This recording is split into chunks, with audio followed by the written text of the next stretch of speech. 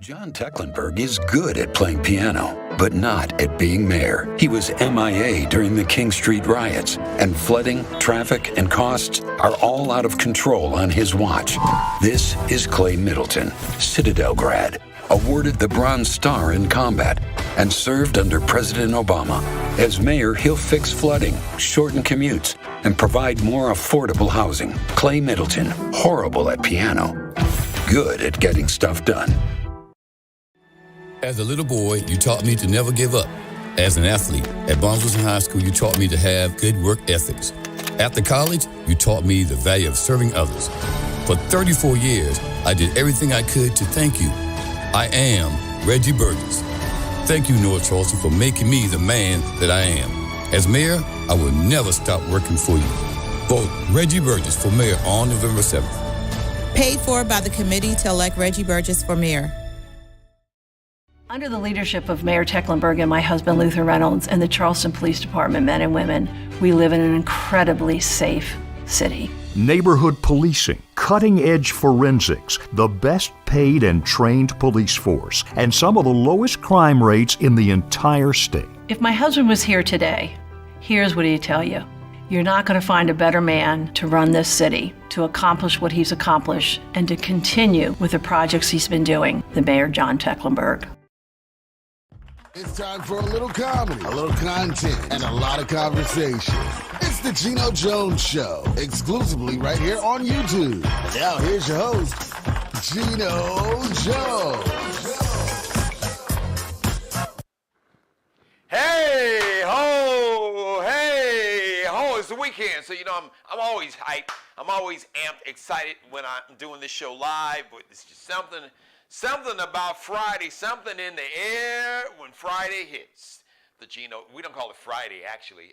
Let me just get that straight. It's Friday. Like, yay, it's Friday, the Geno Jones Show. So I come to you live Monday through Friday, 6:30 p.m. Eastern, 5:30 p.m. in Chicago right now, 3:30 p.m. out in Los Angeles or on the West Coast. Please, you and everybody you know, you love, you like, y'all all right. Folks you really can't stand, folks you hate, strangers, aliens from outer space, I don't give a damn, tell them all. This is must-see TV. Think of the Tonight Show with a funnier, smarter, sexier, better-looking host. How about that? There you go. Somebody asked, just tell them that. Live, normal start day and time, Monday through Friday, 6:30 p.m. Eastern. Programming note at the beginning of the show. Monday show will start at 4:30 p.m. Eastern time, 3:30 p.m. in Chicago, 1:30 p.m. out on the West Coast for Monday. Next Monday, October 30th, Halloween Eve. What's your costume? Shout out to my firstborn daughter. I'm a girl dad times two. Boogie. You guys have been hearing me talk about Boogie forever. She is the reigning costume queen. I have never seen anyone that does a better job in original creative costumes than my oldest daughter. She's brilliant. As a matter of fact, I'm going to just tell you something. I wish I could get her to come on, but she really don't do the TV thing. She's like, Dad, no, that's you. That's not me. But she's brilliant. I just had to give her a shout out. All right, so we can review. We had a lot going on. Jada Pinkett's book, Worthy, is still out. Is she still talking? So I want to congratulate Jada. Her book, Worthy, it debuted at number 3 on the New York Times bestseller list. I'm surprised that as many of y'all bought the book, because what's left to read?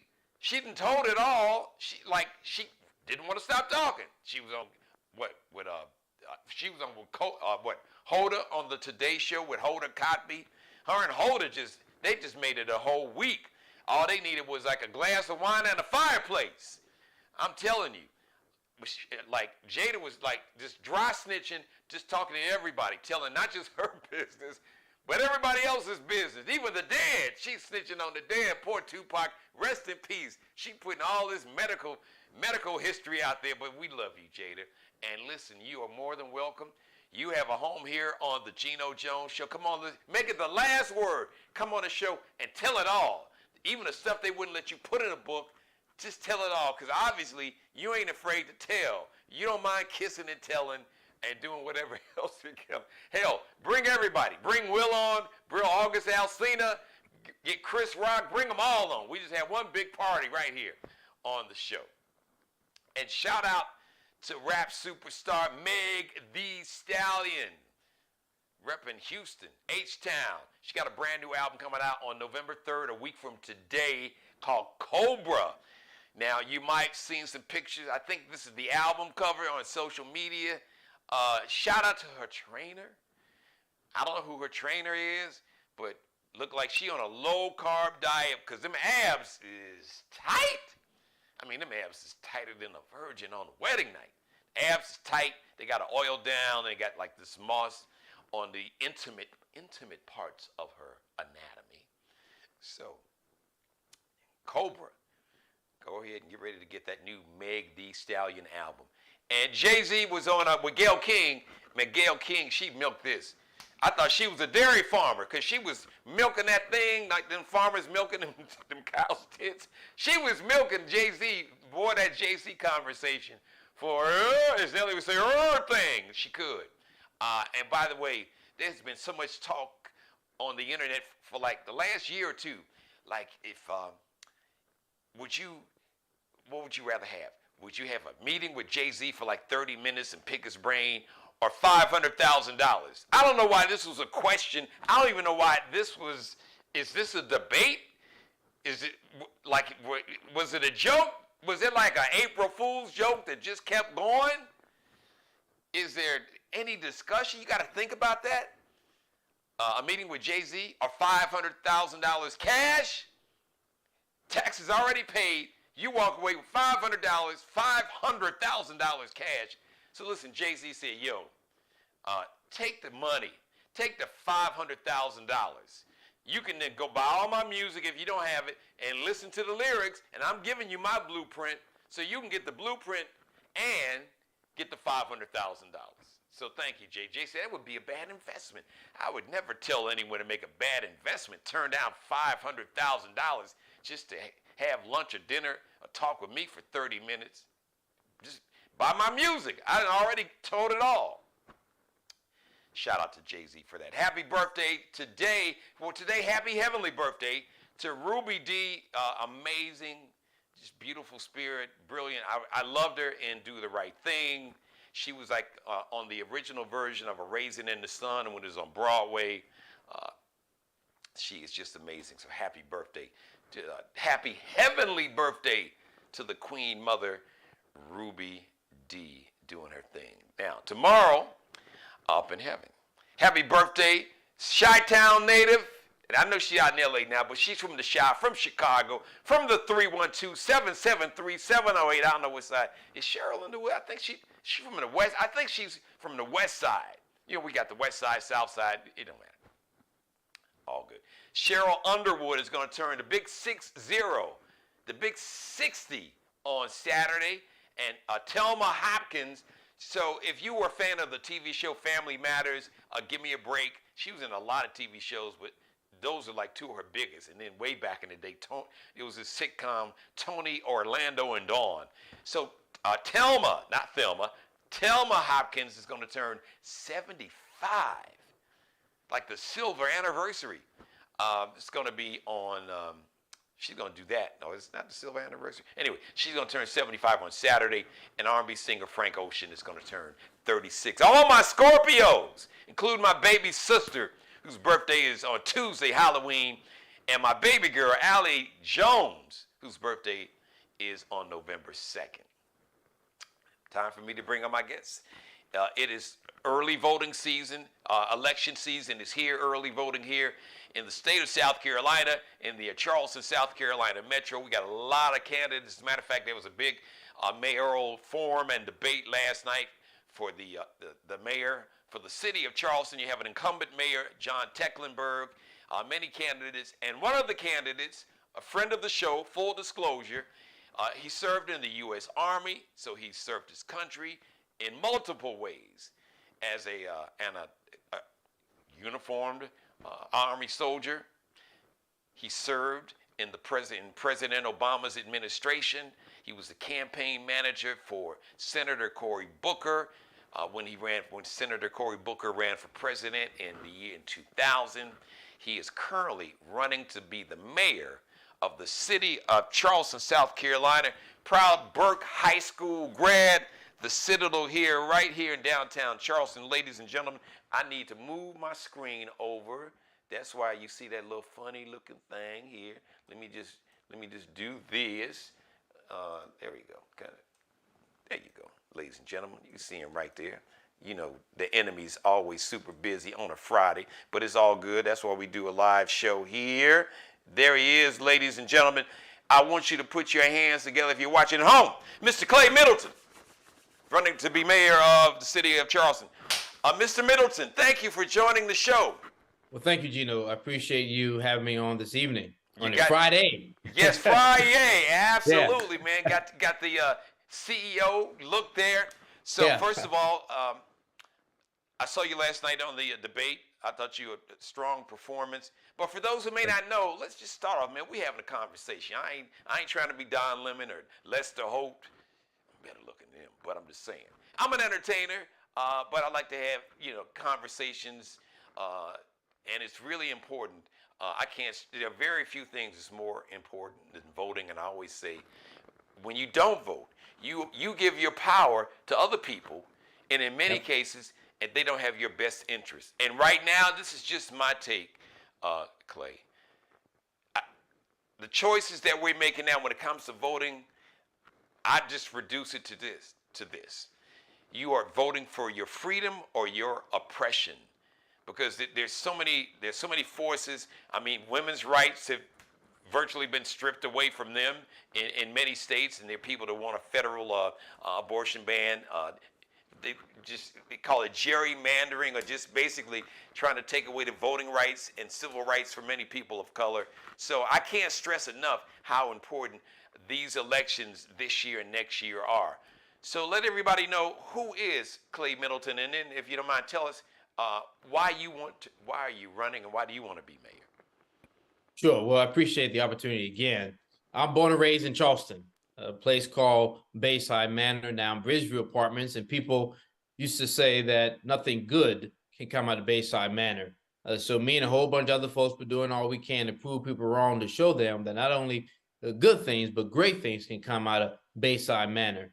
And I graduated from the Charleston Catholic School, Burke High School, and the Citadel. I joined the South Carolina Army National Guard as a private first class on January 6th of 2000. So I've been in uniform for 23 years, served overseas a few times. I have certainly earned a whole bunch of awards and accolades and all of that. But my soldiers have been my reward. And my soldiers, as General Patton said, are my credentials. And I've had some great soldiers. And I am now a lieutenant colonel, serving as a battalion commander in the South Carolina Army National Guard. And I work for Congressman Jim Clyburn, and work for President Obama, Secretary Hillary Clinton, Cory Booker, and even for the city of Charleston and the Biden-Harris transition team. So my body of work has been at every level of government, everything always being rooted in community, especially a community like Charleston. I'm the proud product of Charleston. I'm the positive return on those that not only prayed, but those that mentored and sacrificed for me to have this opportunity. And as importantly, really to have the confidence. How dare you run for mayor of the city of Charleston? How dare you, as I've heard on the campaign trail the last 17 months, take on this task? So I'm running because we cannot afford limited vision. We need a shared vision and bold servant leadership to move our city forward.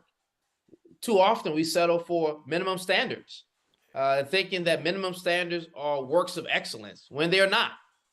So I've just been challenging people to elevate their thinking, elevate what they feel that their city should be doing.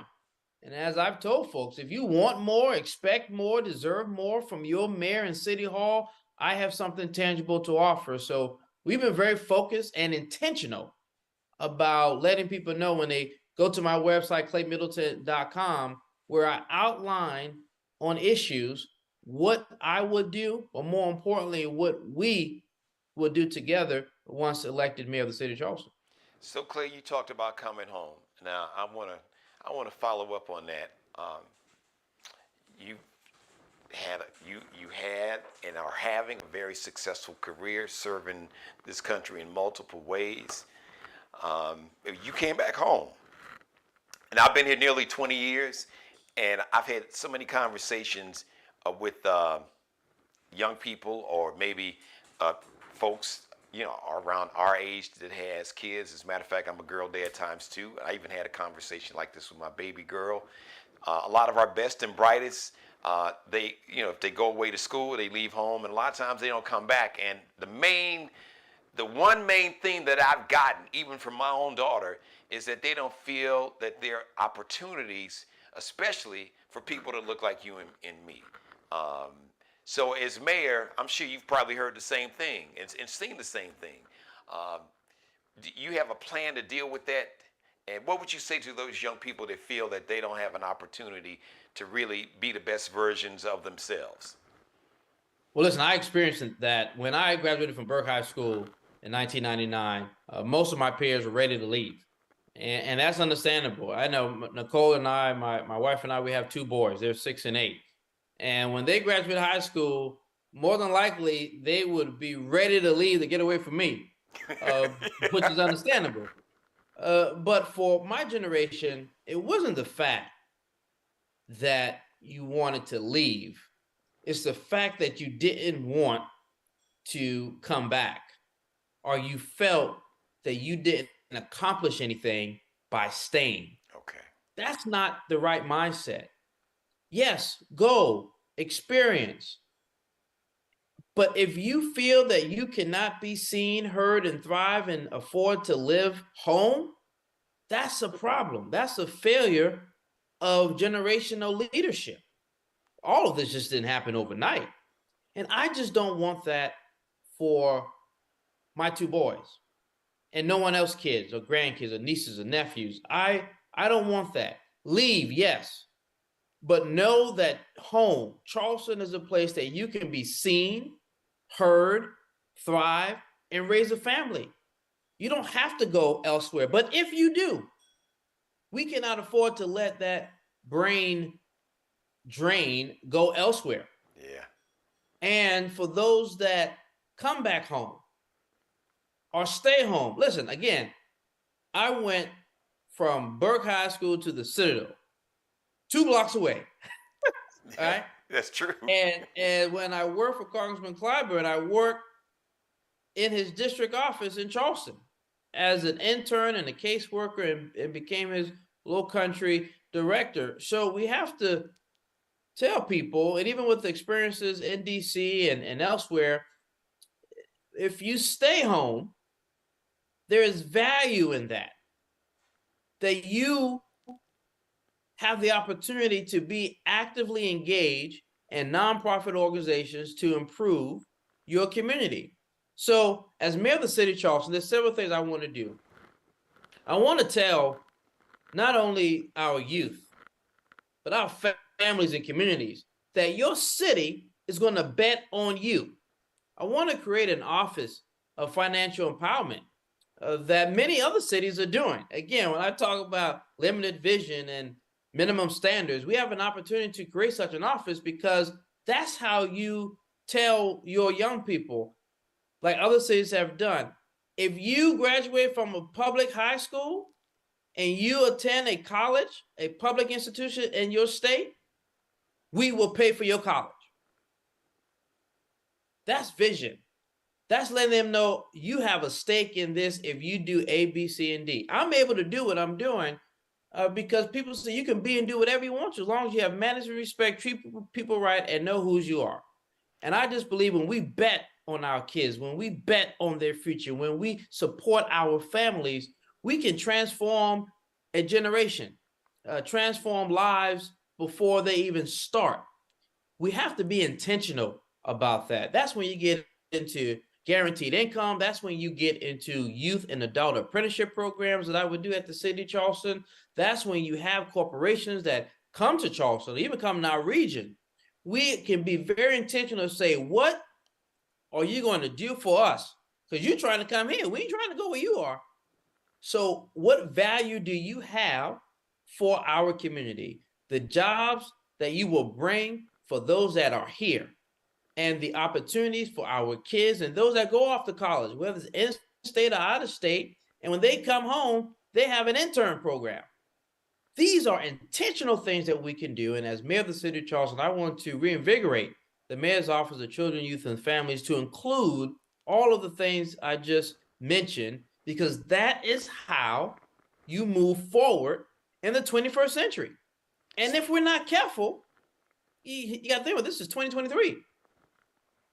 We're not careful, what happens in the next 4 years is going to determine what happens in the next half of this century. Yes. So that's why I'm very, very intentional about all of this. So when we bring them home, because my perfect segue, you just led me right into my next question.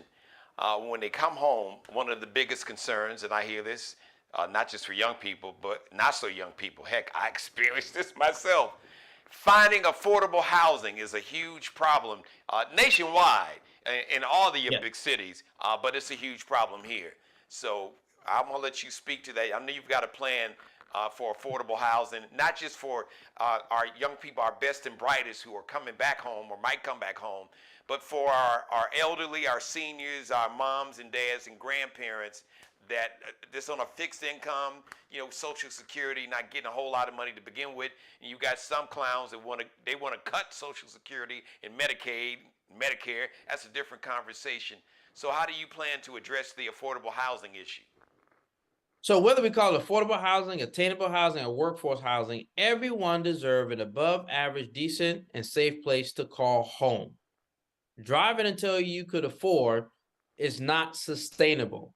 So as mayor of the city of Charleston, there's several things that I would do. One, I would apply for Choice Neighborhood from HUD.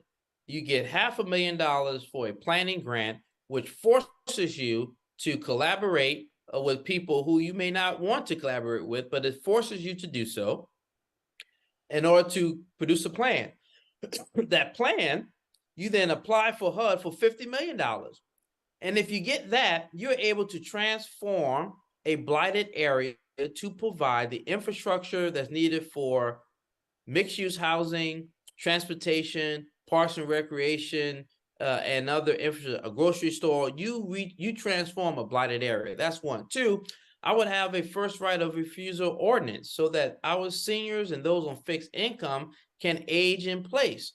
For example, if you are a renter and that property owner decides to sell their home, they can sell it and tell you got 10 days, 30 days to move. We want to give that person, that renter, an opportunity to buy that home. Maybe they're ready to buy that home. And if they are not, then a trusted nonprofit organization, maybe their family members, would want to purchase that home so that person can stay there. Those are things that we can do. I also want to have a tenant bill of rights to make sure that our renters know their rights and that we do more regarding fair housing, regarding eviction, regarding homelessness, all of these issues. And one of the main issues, well, two issues as it relates to affordability, is when you have a development for housing and the permit process is too long and there is a delay in certain things getting done, time is money. So therefore, that developer is spending more money on their project because the city is not efficient in this work. So now something that would have been affordable, $150,000, $200,000, now is 300 plus, because that developer is not going to absorb those costs themselves. It's going to be passed on to the consumer. So if we make sure we're more efficient in our process, that is transparent, that we have approvals up front for certain development, then we can do those things. The other part is we need more options. Everyone is not going to want or need a single family home. Maybe they want a multifamily home, a townhome, a quadplex, a duplex, a condo. Like, we just have to have more options and the right density throughout the city so that individuals, especially our first responders and our city employees and other public employees, could live closer to where they work. And there's some hope. There are other things we need to do as well. So this is just not an issue that's unique to Charleston. It is a regional issue, and as a region, we have to be intentional about funding, and intentional about planning, and intentional about actually delivering for what is needed. And we have not been doing that. This is 2023. I remember in 2008, there was this whole big thing about workforce housing. I still have that plan today. And it looks good on paper, no doubt about it. But it was just a plan for that time that had no action, no accountability, and not good enough. So as mayor of the city of Charleston, I make no bones about how intentional I would be, even about having a community development corporation within the city of Charleston, so we can purchase property, manage property, so that we can maintain its affordability and work with partners to do that. We've done that before. That was geared towards first-time home buying. We should do that again, not only for first-time home buying, but also for rent. Again, these are things that are being done in other cities. It's being done in Columbia. You ain't even gotta go far. So for me, I just believe if another city could do it, Charleston could perfect it. If another city is doing it, we can do it better. If another city is doing it, we can make it Charleston.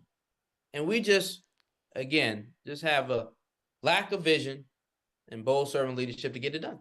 So Clay, when we bring our young people home, especially our young brothers and sisters that look like us, because they feel that the opportunity, especially for young people of color, is not going to be there like it is for their peers. Right. Affordable housing, but a lot of them want to be entrepreneurs, and maybe not so young people that want to be entrepreneurs, or maybe small business owners, that want to get a chance. They want to grow the business. They like to be in line to get some of the great contracts with the city and the county and state and federal contracts. But specifically with the city, you have a plan for like entrepreneurs, maybe kids out of college, or just folks that want to start up a business, or some small business owners that want to grow the business and want to be able to get plugged in so they can they got the experience and everything else. They just don't have the relationships or connections to get some of the contracts with the city that others get. Yeah. So we'll change all of that, because we have a woman and minority-owned enterprise office, but it's office of one person. So as mayor of the city of Charleston, we would change that. We would, in fact, when I worked for the city of Charleston, I brought that office into my office because it has been buried historically in the budget department and had no resources at all to do anything of substance. So that's one. Two, we have to be intentional. Again, why is it that people to this day still talk about what Maynard Jackson did in Atlanta, Georgia, with that airport? And you can't even find one project in the city of Charleston, not even the International African American Museum, that people could point to say this has transformed women and minority-owned businesses in the city of Charleston for the better. You can't do it because it does not exist. So I think we need a black bank. And as mayor of the city of Charleston, I will be very intentional of having a black bank headquartered here in Charleston. The other thing that I would do is create equity districts throughout the city so that we are intentional about providing resources to women and minority-owned businesses. I would de-risk up to 50% of any loan that goes to such a business. And we can do that by zip code, we can do that by business type, and we can do that by working with the financial institutions like a CDFI of Community Development Financial Institution. Those are things that I would do. I would also create a small business development company with SBA in order to provide more access to capital. so we can help all these businesses grow and sustain itself, not just locally, but globally. Those are things that we can do in the city of Charleston so that we recycle that dollar more than we ever have before, and doing so intentionally. We would also do something very, very novel, follow our own policies by reporting how much we are spending and with women and minority owned businesses, as well as our small businesses locally. We don't even have local business districts, which we need to prevent big retail from flexing their financial power, coming in to ruin the flavor and the fabric of Charleston. So those are some of the things that I would do as mayor of the city of Charleston. Those are some of the things that we can accomplish together. And again, you go to claymiddleton.com. We lay everything out as relates to the equitable economic opportunities that we would do as mayor.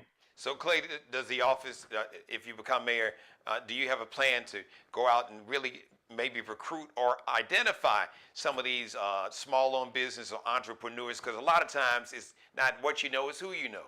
And there's some folks is maybe they're busy, they got a startup, but they got a full-time job, they got kids, got family, they got elderly parents. Do you have a process or an idea to make it easier, or maybe identify people in the community who are not politically connected or maybe really politically active, that's just out there grinding, and all they need is just a break to either launch the business or to grow their small business? Yeah, so we would reestablish the Office of Economic Development and focus on equitable economic development. We do not have that office. It exists on paper, but not in practice. So as mayor of the city of Charleston, we would reestablish that office, and that would have us to actually have a small business advisory commission so that our local nonprofit organizations that are in this space, Low Country Local First is the premier one, and then you look at our CDFIs and other partners that are engaging with small business owners or aspiring entrepreneurs right now. We can be proactive. Just imagine if we were to have $1 million available that we could de-risk to these businesses. That increases the amount of capital that they have. Imagine if we have more money that we can loan to people for their business. It's about access to capital, access to business, and access to technical assistance. We would transform this. My vision is that people talk about Charleston 50 years from now regarding women and minority-owned businesses, just like they do about Atlanta regarding that airport. Yes. And I think our infrastructure, I think being intentional about how schools are built, being intentional about the airport, being intentional about those businesses that are moving here, we have to be intentional. As mayor, not only do I have a seat at the table with all these things, but I appoint people too. So this is an opportunity for us to be intentional. And I'm telling people now, if you like what you got, I'm not your person. If you're happy with how things are regarding any of the things we talked about today or things that we have not discussed, I'm not your person. But I make no bones about the focus we would have to stop doing what we've always done. So, Clay, we know turnout is a huge problem, and turnout, unfortunately, in the African American community is not what it should be. I mean, it has been. It has been. You work for President Obama, so we know we can turn out. But the conversation I hear when I go to the barbershop or stop in hair salons, people listening to my show, they're like, "Listen, is it really gonna make a difference? You know, these politicians is not gonna change my life. So we're gonna play act here. You gave a great closing argument.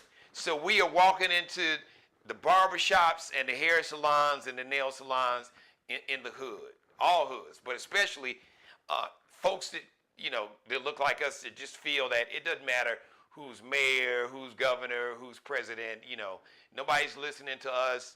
We still can't afford houses. It's still hard to get a job making a living wage, childcare, trying to get some money just to start up a business. So we're walking in that barbershop. What's the message that you're going to give to anybody sitting in, especially young people? Because I really feel because it's really their time. And the future is now. And they are our leaders. So we really need to really get them involved. Because I don't think they realize how dangerous a time we're living in. So what's that message going to be that's going to reach that young person in the barbershop or the hair salon when they say, how are you going to make my everyday life better? Why should I vote for you? What's the message? Are you ready? Are you ready to join me in being a new brick in an old foundation? I am conscious. I don't need a study to tell me what's wrong and how to fix it when it comes to systemic issues that are affecting Black, brown, marginalized communities. So my question is, are you ready? And if you are ready to join me in transforming our city, let's go. We can pontificate, we can complain, but you are the part of the problem, a part of the solution. Join me in being part of the solution. I'm a workhorse. I'm not an entertainer. I am focused on the task at hand. I tell people in that same scenario, are you ready? If you are ready, I'm ready to move forward and show them, here are the things, here's how you've been lied to. Here are the smoke and mirrors. What makes me different? I'm from here. What makes me different is I'm from Bayside Manor. What makes me different is integrity as it relates to not lying to you. There's no hidden agenda. So you heard the man. Are you ready?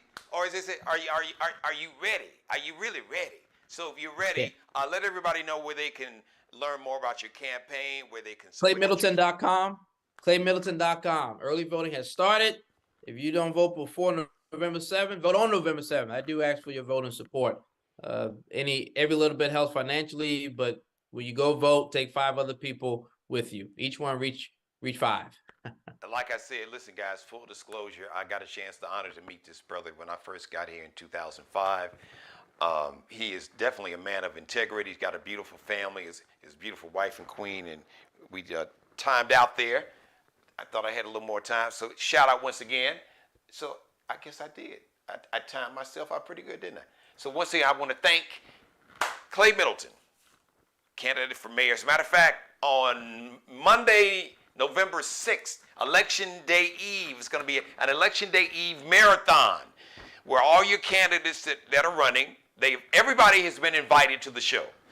So far we have 3 candidates lined up. We have Clay Middleton is running to be mayor of the city of Charleston. The current mayor, John Tecklenburg, is going to be part of that marathon, that Election Day Eve marathon, to give their closing remark, their closing argument, to seal the deal, to tell you why, if you haven't already early voted, why on the following day, Election Day, Tuesday, November 7th, why you should go out and vote, and what they are going to do for you to make your life, your everyday life, better for you and your family. So I want to thank Clay Middleton and his team, his campaign. They are going to be one of those that's going to come on and be a part of the Election Day Eve marathon, along with Mayor Tecklenburg and Reggie Burgess, former police chief of the city of North Charleston. Reggie Burgess, who is running to be the mayor of the city of North Charleston, they all are going to be a part of this Election Day Eve marathon. So thank you, Clay. I appreciate you. ClayMiddleton.com. Follow the brother, support him, support his campaign, do what you got to do. Thank you. And I want to shout out to everybody watching me live. Hello, mother, my #1 fan, and my sister, the middle child, Nanette. See, I'm the oldest and the only boy. So, hey, Sid, how you doing? I love you, Nanette. I'm so proud of you. Thank you. You made my day knowing because the baby girl, my baby sister, Angela Chambers Jones, she gets a chance to watch a lot. So, Nanette, I'm so glad you got to watch the show. And shout out to Hey, Andrea Perry, who was a guest on the show. She got a real estate company. Got to get you back on. So thanks, Andrea, for watching. I want to thank everybody for watching me live. Listen, have a great weekend. God bless each and every one of you, and especially you. And God, most of all, thank you for letting me do the Geno Jones Show live Monday through Friday. 6:30 p.m. is my normal start time. Now, a programming note. This Monday, October 30th, Halloween Eve, special 4:30 edition of the Geno Jones Show Live. My guest is going to be the current mayor of the city of Charleston, John Tecklenburg. So, you got anyone else? Once again, I'm sending this message out to all the candidates that are running for mayor. We got a South Carolina State Senate seat. District 42, Senator Marlon Kempton, former Senator Marlon Kempson, who is currently working in the Biden administration. So that seat, Dion Tedder, won the Democratic primary. He is running to win that seat. So he's been invited to come on the show. So all the candidates, you are invited to come on. State your case. But you can't come on with talking points and lies. No, we don't do that. This ain't that kind of show. Because I'll let you know. And if you don't believe me, just talk to my viewers. They'll let you know too. All right. Markel Bailey, congratulations. He is the official barber and hairstylist for the Geno Jones Show. He has just opened up. He's having the grand opening. He just opened up. I got a chance to look at it yesterday. He's got a brand new shop. Designer cuts. It is amazing. It is spectacular. I mean, it's like a lounge.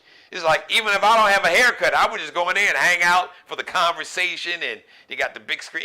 Screen TV is, look, it is, yeah, it's that. It's spectacular. Markel Bailey, the official barber and hairstylist. Check him out on Instagram. And you can check out the new salon. I know he's got some videos of it, of designer cuts out there in Charleston, South Carolina, Metro Goose Creek, South Carolina, which is part of our metro area here. Kelby Cutting Up, KELBECUTTINUP.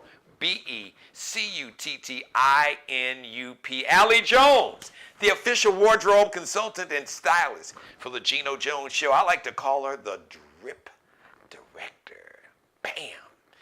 Fashion design superstar, fashion design major, Columbia College, Chicago. Check her out and check out her collection, her LX.NCL_collection. That's her address. That's where you can find her on Instagram, on IG. LX.N, like Nanette, CL_. LX.NCL_ is that little dash at the bottom. And shout out to Bruce Gage, wardrobe consultant and stylist for the show. Also, check him out on Instagram, Miglio D Mario Uomo, MIGLIODIMARIOUOMO. All right, everybody. Like I said, have a great weekend. Go back and binge watch all my back episodes. This week has been fire. Really, every week has been fire as we continue to celebrate. It's a month-long celebration, the 3rd year anniversary of the Geno Jones Show. That you've made one of the fastest growing shows on YouTube. Continue to tell everybody to subscribe to the channel. You have qualified me to become a YouTube partner. So thank you for that. Man, I love each and every one of you. I really do. Shout out to my Lakers. They won their home opener last night. Shout out to Anthony Davis repping the south side of Chicago. That's how I need you to play every night there, partner. You let them know. I don't want to hear about no Jokic. I don't want to hear about Embiid. You Anthony Blank. You Anthony Davis. You hear what I'm saying? You are Anthony Davis. And I need you to play like Anthony Davis from the south side of Chicago. Hey, what can I say? I'm a Lakers fan. And shout out to LeBron. Man, LeBron was 38. LeBron's going to be 39 the end of December. He playing like he 29, like he 19. So shout out to the king, to the king, to the king. All right, everybody. I love you. Have a great weekend. Binge watch all my back episodes. If you missed some of this episode, check it out. Once again, I want to thank my guest today, Clay Middleton. is running to be mayor of the city of Charleston. Next Monday, the incumbent mayor, John Tecklenburg, is going to be my guest. I love you all.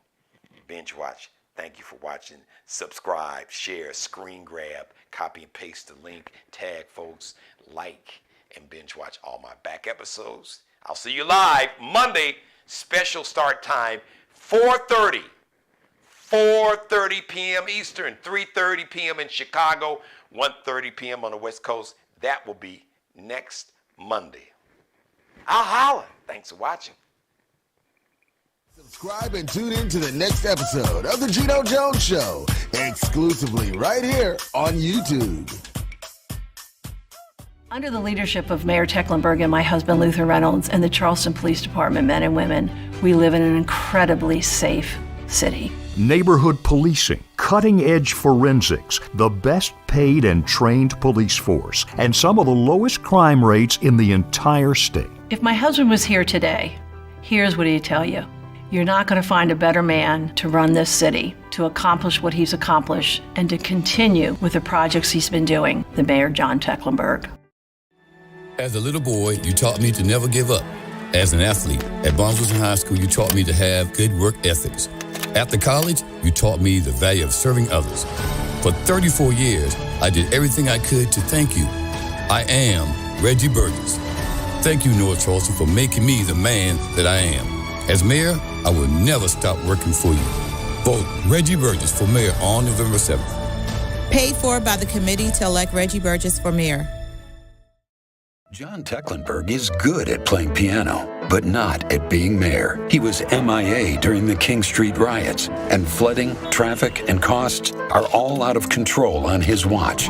This is Clay Middleton, Citadel grad, awarded the Bronze Star in combat, and served under President Obama. As mayor, he'll fix flooding, shorten commutes, and provide more affordable housing. Clay Middleton, horrible at piano, good at getting stuff done.